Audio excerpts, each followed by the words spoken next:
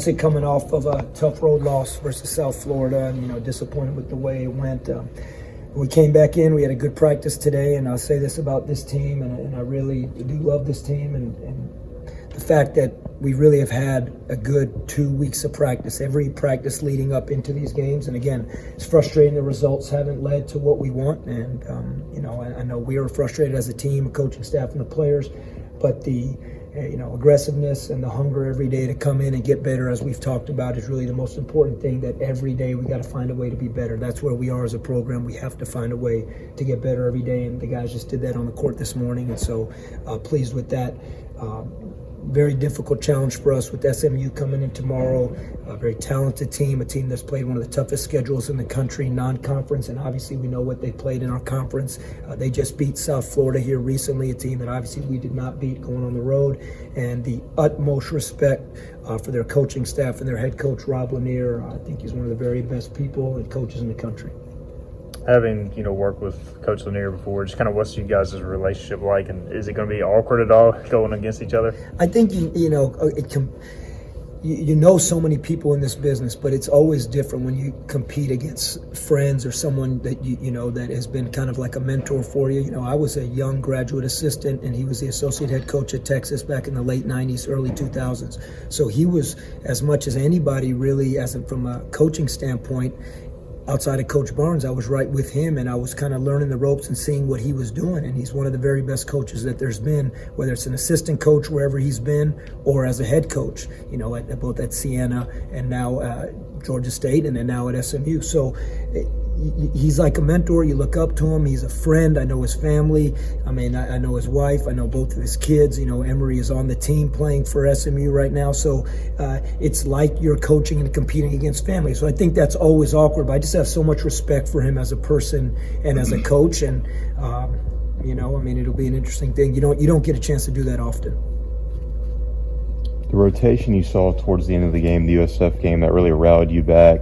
Is that rotation, that kind of group you would want to give more minutes and maybe kind of that more so look like you're starting five moving forward? Yeah, you're always searching, and when you're in games like that, like you think about the start we got off to, that wasn't that group, and we got off to a really good start. We end up 8 points. We're playing well. Then we have to go to the bench and do, we have to. I wish we could play where we played all guys 40 minutes that were playing good the whole time, but that's not reality. So you go to the bench, the rhythm changes a little bit, and then turnovers started to happen. And when we started turning the ball over, it really got the game going in South Florida's favor. They started running, they started making threes in transition. And now you're back trying to scramble, trying to find a group that works. And there's no doubt about it that last group, honestly was very pleased with their effort, their intensity. And, yeah, I could see that group being on the floor together, quite a bit. I was going to ask, is it tough? You kind of know what you're going to get from RJ and Brandon, but like maybe 3, 4, 5, they're kind of inconsistent from night to night. So you almost have to have like the game to kind of fill it out a little bit. That is the toughest thing with a younger, inexperienced team. What you just said, the word consistency is so important in sports. And, that's what of all the things, guys get better skill-wise. They get mentally tougher. They get, better at reading scouting reports, executing scouting reports. The true test of age is consistency. Experience hopefully brings consistency, and we're building that. And like you said, Brandon and RJ have done that. Javon, when he was there, was starting to build towards that. Then there's been some games where we say, hey, he's ready to turn the corner, and then the next game a player might not be there. And that's what we're trying to figure out, and that's why sometimes the rotations look like they do, because you can't just, you're looking down the bench saying, well, who can help us get out of this rut we're in right now? And sometimes that guy is David Kasanganai, who hasn't played in X amount of games, or it's Valentino, who hasn't played, or it's Saxby, because the bench is only so deep right now. So you go to guys, and that's why the rotation can look like that when a team goes on a 13-0 run like South Florida did. You talk about the guys coming back to practice and performing and getting better. Even in the games, to the final buzzer sounds, it seems like they're very locked in and zeroed in. So as a coach, you got to really like to see that. Yeah, I think the one thing we can try to control is the effort, the intensity, the competitiveness, and how hard we play. And sometimes that's not enough. But I know this, no matter how good you play, if you don't have those things, and by no means have we done those things to the level that were our standards where we say, hey, for 40 minutes we're at that.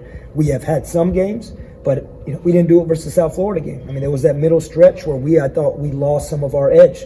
We punched out of the gate. South Florida punched us back, and I thought we got on our heels. And then it was back and forth the rest of the way. So we have to find a way to do that, even if we're not making shots, even if we're turning the ball over, even if another player gets hot on another team. Somehow the intensity piece, the competitiveness, the physicality cannot change. And in practice, it hasn't, which, again, I'm proud of these guys and what we've done. And every day, the coaches, the players, we do that. I feel like we got better today. But we have to find a way to do that in the games consistently. And then you see what the result is when the game's over. Zurich Phelps having a good year for SMU. What stands out about him and the rest of their team? He's a big guard that can handle the ball, and he can do, he can get where he wants him for. He can create his own shot. It's so difficult. They're dynamic playing off ball screens as a team. I mean, whether it's Phelps, whether it's Nuttall driving the basketball, shooting the basketball, they have a true post player, Effie, that they can throw the ball down inside Effie Adeji, that they can get him the ball whenever he wants, and he can score the basketball. It's really a strong thing when you have a player that can score with his back to the basket, and he's very good at it. And they have players coming off the bench. I mean, they're a really good team. Again, Coach Lanier's first year there, building their program the way they want to have it, but they have really talented players, and those three guys in particular are a very big challenge for us to deal with.